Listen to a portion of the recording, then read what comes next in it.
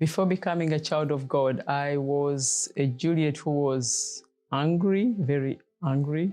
And I couldn't sleep at night properly. I felt presence in the room. And by the time I got pregnant to have my son, the presence became shadows. And then I had migraines. I had lots of financial problems, immigration problems. Before coming to the church, I used to find solutions, trying to find out how to solve these problems. With the immigration problem, I went to so many lawyers. None of us could help because they kept rejecting us. 10 times they rejected us and no one could help. Spiritual problems, I tried to write family members, friends, colleagues at work, and they could tell me different things, or use an onion, or you put a air freshener in the room, or do this, because I was also scared of the dark. So I'll try to leave the light on, or some kind of TV on, something has to be on. I found out the UCKG through a work colleague, and she used to tell me, oh, come on, listen, because I used to share with her how I don't sleep, how I have nightmares, and she told me these things are not normal. All my growing up, they told me they were normal, all people go through them, so it's okay. But when I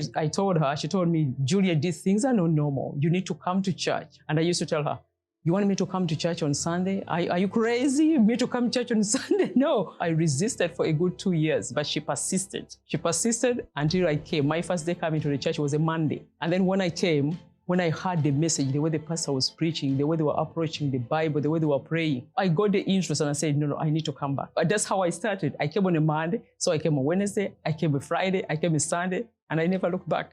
And attending the Wednesday services, Sunday services, they were talking about the Holy Spirit. Growing up in a Christian background, I did not know, I've never been in a church that they talk about you have to receive the Holy Spirit, or you can be baptized in the Holy Spirit. And now I was intrigued, actually. I was intrigued to know, okay, what is it, this Holy Spirit? And I was bombarding the pastor, and the pastor would sit me down, would explain to me. And then I started to sacrifice. There were different purposes in the church. As long as it was for the Holy Spirit, Juliet, Amen. The campaign that I received the Holy Spirit, God asked me, I had like a little kind of a lady that I used to go and help.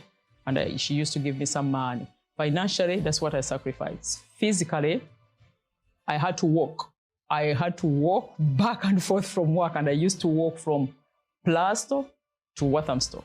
There are a lot of campaigns that have purposes that I've done, and in order to see results. I did the purpose for the immigration problem. I put a vow, and God opened the door for us that we're able to apply. The Home Office gave us a fee waiver. They contacted us. We didn't contact them. They contacted us to give us the fee waiver. Everything was resolved. But the immigration case was won after I received the Holy Spirit. My financial life is really progressing. My health, I no longer have headaches. My love life is a blessing. We get along. Before it was argument after argument, but now we get along peacefully.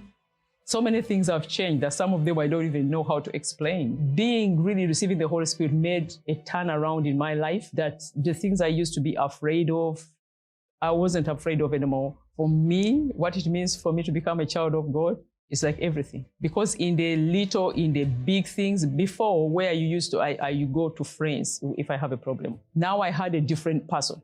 Being a child of God to me represents one thing: walking in the steps of Jesus. Every little big and small thing, I depend on God. I would just speak to God. It's like you have that relationship that no one can understand. Overall, I would say my life is really moving forward in the way that I don't even understand.